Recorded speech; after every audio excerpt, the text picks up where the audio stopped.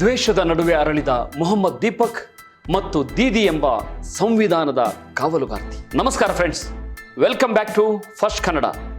ನಿಮ್ಗೆಲ್ರಿಗೂ ಕೂಡ ಈ ಕಾರ್ಯಕ್ರಮಕ್ಕೆ ಸ್ವಾಗತ. ಇದು एडिटर स्पेशल. मेरा नाम मोहम्मद दीपक है. मोहम्मद दीपक सलाम रॉकी भाई सलाम.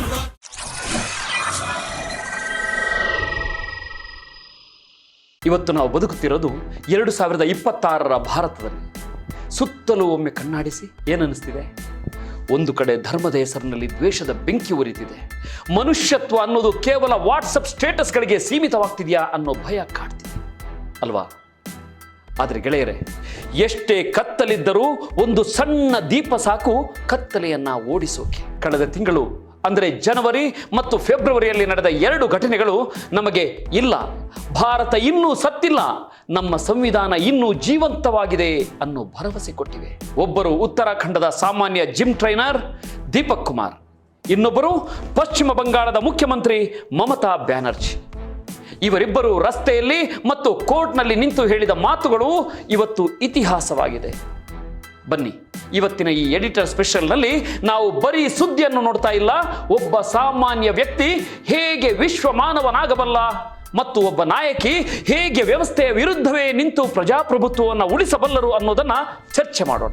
ನನ್ನ ಹೆಸರು ಮೊಹಮ್ಮದ್ ದೀಪಕ್. ಈ ಆಶಾದಾಯಕ ಕತೆ ಶುರುವಾಗೋದು ಜನವರಿ 26, 2026ರಂದು. ಅದು ನಮ್ಮ ಗಣರಾಜ್ಯೋತ್ಸವದ ದಿನ. ಜಾಗ ಉತ್ತರಾಖಂಡದ ಕೋಟ್ ದ್ವಾರ.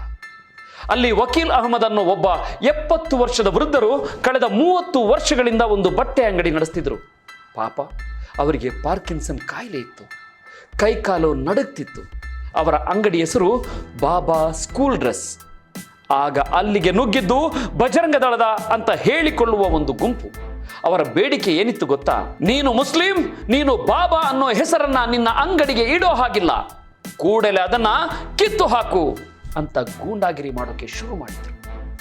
ಆ ವಯಸ್ಸಾದ ವ್ಯಕ್ತಿ ಅಸಹಾಯಕರಾಗಿ ಕೂತಿದ್ರು. ಸುತ್ತಮುತ್ತ 100 ಜನ ಇದ್ದರು, ಆದರೆ ಯಾರೂ ಬಾಯಿ ಬಿಡಲಿಲ್ಲ. ಇದನ್ನೇ ನಾವು ಸೈಲೆಂಟ್ ಮೆಜಾರಿಟಿ ಅಂತ ಕರಿತೀವಿ. ಅನ್ಯಾಯ ಕಣ್ಣ ಮುಂದೆ ನಡೀತಿದ್ರು ಸುಮ್ಮನೆ ಇರುವ, ಸೇಫ್ ಆಗಿರೋಕೆ ಬಯಸುವ ಜನ ನಾವು, ನೀವು. ಜಗತ್ ಪ್ರಸಿದ್ಧ ನಾಟಕಕಾರ ಕವಿ ಬರ್ಟೋಲ್ಟ್ ಬ್ರೆಕ್ಟ್ ಹೇಳ್ತಾನೆ, ನೀವು ಅನ್ಯಾಯದ ಕಾಲದಲ್ಲಿ ಮೌನವಾಗಿದ್ದರೆ ನೀವು ದಮನಕೋರರ ಪರವಾಗಿದ್ದೀರಿ ಎಂದರ್ಥ ಅಂತ. ನಾಳೆ ಇದೇ ಸ್ಥಿತಿ ನಿಮ್ಮ ಮನೆಯವರಿಗೂ ಬಂದ್ರೆ ಹೀಗೆ ಸುಮ್ಮನಿರ್ತೀರಾ? ಇಂಥ ಕ್ರಿಟಿಕಲ್ ಟೈಮಲ್ಲಿ ಫ್ರೆಂಡ್ಸ್ ಅಲ್ಲಿಗೆ ಎಂಟ್ರಿ ಕೊಟ್ಟರು ನಮ್ಮ ರಿಯಲ್ ಹೀರೋ ದೀಪಕ್ ಕುಮಾರ್. ಇವರು ಅಪ್ಪಟ ಹಿಂದೂ, ಹನುಮಂತನ ಪರಮ ಭಕ್ತ. ಆದರೆ ಇವರು ಆ ಗುಂಪಿನ ಮುಂದೆ ನಿಂತು ಆ ವೃದ್ಧರ ರಕ್ಷಣೆಗೆ ಬಂದರು. ಆಗ ಆ ಗುಂಪಿನವರು ದೀಪಕ್ ಅವರನ್ನ ದಬಾಯಿಸಿ, ನೀನ್ ಯಾರು, ನಿನ್ನ ಹೆಸರೇನು ಅಂತ ಕೇಳಿದ್ರು. ಆ ಕ್ಷಣ ದೀಪಕ್ ಕೊಟ್ಟ ಉತ್ತರ ಇದೆಯಲ್ಲ, ಅದು ಕೇವಲ ಉತ್ತರವಲ್ಲ, ಅದು ಭಾರತದ ಆತ್ಮಸಾಕ್ಷಿಯ ಧ್ವನಿ. ದೀಪಕ್ ಹೇಳ್ತಾರೆ, ನನ್ನ ಹೆಸರು ಮೊಹಮ್ಮದ್ ದೀಪಕ್.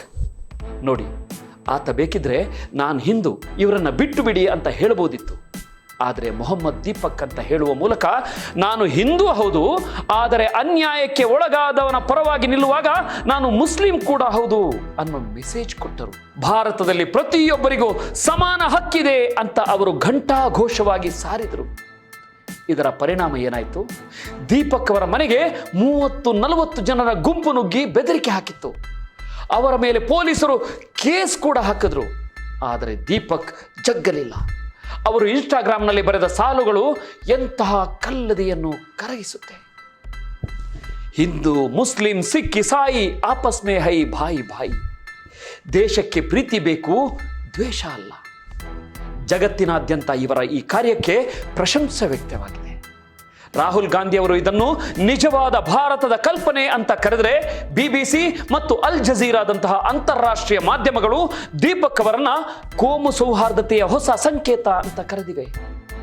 ಗೆಳೆಯರೆ, ದೀಪಕ್ ಅವರು ಮಾಡಿದ್ದು ಕೇವಲ ಸಾಹಸ ಅಲ್ಲ, ಅದು ನಮ್ಮ ದೇಶದ ಅಸ್ಮಿತೆ. ನಮ್ಮ ಕರ್ನಾಟಕದ ಮಣ್ಣಿನ ಗುಣ ಕೂಡ ಇದೆ ಅಲ್ವಾ?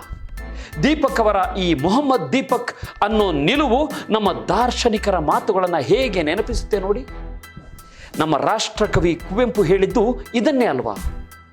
ಓ ನನ್ನ ಚೇತನ, ಆಗುನಿಯ ನಿಕೇತನ, ಅನಿಕೇತನ ಅಂದರೆ ಮನೆ ಇಲ್ಲದವನು ಅಂತಲ್ಲ, ಯಾವ ಒಂದು ಜಾತಿ ಧರ್ಮ ಅಥವಾ ಗಡಿಗೆ ಕಟ್ಟು ಬೀಳದವನು. ದೀಪಕ್ ಅಂದು ಕೋರ್ಟ್ ದ್ವಾರದಲ್ಲಿ ಆಗಿದ್ದು ಇದೇ ಅನಿಕೇತನ. ಅವರು ಆ ಕ್ಷಣಕ್ಕೆ ಕೇವಲ ದೀಪಕ್ ಆಗಿರಲಿಲ್ಲ, ಮನುಷ್ಯತ್ವದ ಪ್ರತೀಕವಾಗಿದ್ದರು. 100 ಮತದ ಹೊಟ್ಟ ತೂರಿ ಎಲ್ಲ ತತ್ವದೆಲ್ಲೆ ಮೀರಿ ಅಂತ ಕುವೆಂಪು ಹೇಳಿದ ಹಾಗೆ ದೀಪಕ್ ಎಲ್ಲ ಅಡೆತಡೆಗಳನ್ನು ಮೀರಿದರು. ನಮ್ಮ ಉತ್ತರ ಕರ್ನಾಟಕದ ಸಂತ ಕವಿ ಶಿಶುನಾಳ ಶರೀಫರು ಒಂದು ಅದ್ಭುತವಾದ ತತ್ವಪದ ಬರೆದಿದ್ದಾರೆ. ಕೋಡಗನ್ನ ಕೋಳಿ ನುಂಗಿತ್ತ ನೋಡವ್ವ ತಂಗಿ, ಕೋಡಗನ್ನ ಕೋಳಿ ನುಂಗಿತ್ತ. ಇಲ್ಲಿ ಕೋಳಿ ಅಂದರೆ ನಮ್ಮ ಅಹಂಕಾರ ಅಥವಾ ದ್ವೇಷ, ಕೋಡಗ ಮಂಗ ಅಂದರೆ ನಮ್ಮ ಚಂಚಲ ಮನಸ್ಸು. ಯಾವಾಗ ನಮ್ಮೊಳಗಿನ ಅರಿವು ಜಾಗೃತವಾಗುತ್ತೋ ಆಗ ದ್ವೇಷ ನಾಶವಾಗುತ್ತೆ.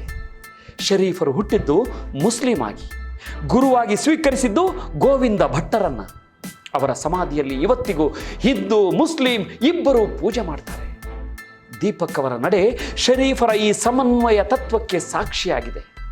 ಇದಿಷ್ಟೇ ಅಲ್ಲ ಫ್ರೆಂಡ್ಸ್, 12ನೇ ಶತಮಾನದಲ್ಲಿ ಬಸವಣ್ಣನವರು ಹೇಳಿದ್ದರು, ಇವನಾರವ ಇವನಾರವ ಇವನಾರವನೆಂದೆನಿಸದಿರಯ್ಯ, ಇವನಮ್ಮವ ಇವನಮ್ಮವ ಇವನಮ್ಮವನೆಂದೆನಿಸಯ್ಯ. ಇವತ್ತು ನಾವು ನೀನು ಹಿಂದೂನ ನೀನು ಮುಸ್ಲಿಮ ಅಂತ ಕೇಳೋದ್ರ ಬದಲು ನೀನು ಭಾರತೀಯ ನೀನು ನಮ್ಮವನು ಅಂತ ಹೇಳಬೇಕಿದೆ. ದೀಪಕ್ ಮಾಡಿದ್ದು ಅದನ್ನೇ. ಕೇವಲ ದೀಪಕ್ ಮಾತ್ರವಲ್ಲ, 2020ರ ದೆಹಲಿ ಗಲಭೆಯ ಸಮಯದಲ್ಲೂ ಒಬ್ಬ ಸಿಖ್ ವ್ಯಕ್ತಿ ಮೊಹಿಂದರ್ ಸಿಂಗ್ ಮತ್ತು ಅವರ ಮಗ ಇಂದರ್ಜಿತ್ ಸಿಂಗ್ ತಮ್ಮ ಬೈಕ್ನಲ್ಲಿ 60-80 ಜನ ಮುಸ್ಲಿಮರನ್ನ ಸುರಕ್ಷಿತ ಜಾಗಕ್ಕೆ ತಲುಪಿಸಿದ್ರು.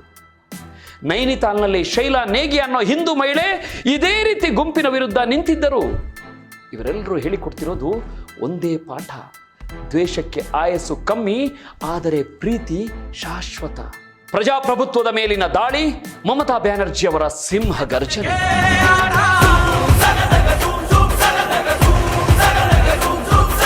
ಈಗ ಬೇರೊಂದು ವಿಷಯ ನೋಡೋಣ. ರಸ್ತೆಯಲ್ಲಿ ಗೂಂಡಾಗಳು ದ್ವೇಷ ಹರಡಿದರೆ ಅದನ್ನ ದೀಪಕ್ ಅವರಂತವರು ತಡೀತಾರೆ. ಆದರೆ ಸರ್ಕಾರವೇ ಅಥವಾ ಸ್ವತಂತ್ರವಾಗಿ ಇರಬೇಕಾದ ಸಂಸ್ಥೆಗಳೇ ಪಕ್ಷಪಾತ ಮಾಡಿದರೆ, ಪ್ರಜಾಪ್ರಭುತ್ವದ ಕತ್ತು ಹಿಸುಕಿದ್ರೆ ಯಾರು ಕಾಪಾಡ್ತಾರೆ? ಇಲ್ಲಿ ಸೀನ್ಗೆ ಬರ್ತಾರೆ ಪಶ್ಚಿಮ ಬಂಗಾಳದ ಮುಖ್ಯಮಂತ್ರಿ ಮಮತಾ ಬ್ಯಾನರ್ಜಿ. ವಿಷಯ ಏನಂದ್ರೆ, ಕೇಂದ್ರ ಚುನಾವಣಾ ಆಯೋಗ ಪಶ್ಚಿಮ ಬಂಗಾಳದಲ್ಲಿ SIR ಸ್ಪೆಷಲ್ ಇಂಟೆನ್ಸಿವ್ ರಿವಿಷನ್ ಅಂದ್ರೆ ವಿಶೇಷ ತೀವ್ರ ಮತದಾರರ ಪಟ್ಟಿ ಪರಿಷ್ಕರಣೆ ಶುರು ಮಾಡಿದೆ. ಕೇಳೋಕೆ ತುಂಬಾ ಚೆನ್ನಾಗಿದೆ. ಮತದಾರರ ಪಟ್ಟಿ ಸರಿ ಮಾಡ್ತೀವಿ ಅಂತಾರೆ, ಆದರೆ ಇದರ ಅಸಲಿ ಮುಖ ಭಯಾನಕವಾಗಿದೆ ಗೆಳೆಯರೆ. ಇದು ಪ್ರಜಾಪ್ರಭುತ್ವ ವಿರೋಧಿ ನೀತಿಯ ಒಂದು ಭಾಗ ಅನ್ನೋ ಆರೋಪವಿದೆ. ಕೇವಲ ಹೆಸರಿನ ಸ್ಪೆಲ್ಲಿಂಗ್ ಮಿಸ್ಟೇಕ್ ಇದ್ರೆ ಸಾಕು.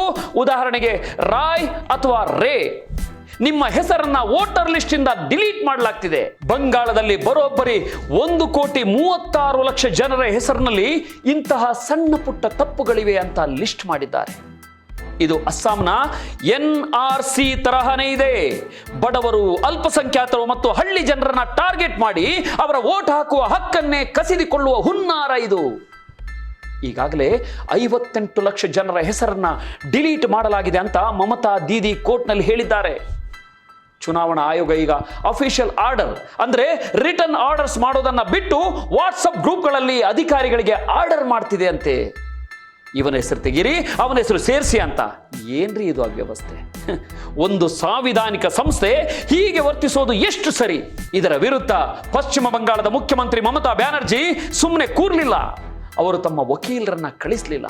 ಬದಲಿಗೆ ಸ್ವತಃ ಅವರೇ ಸುಪ್ರೀಂ ಕೋರ್ಟ್ಗೆ ಹೋದ್ರು.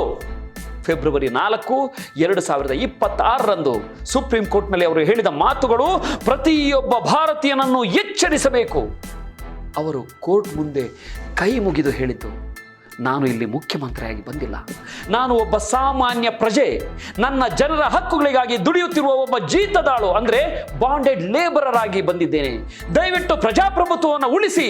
ವಾಟ್ಸಪ್ ಮೂಲಕ ದೇಶ ನಡೆಸಬೇಡಿ.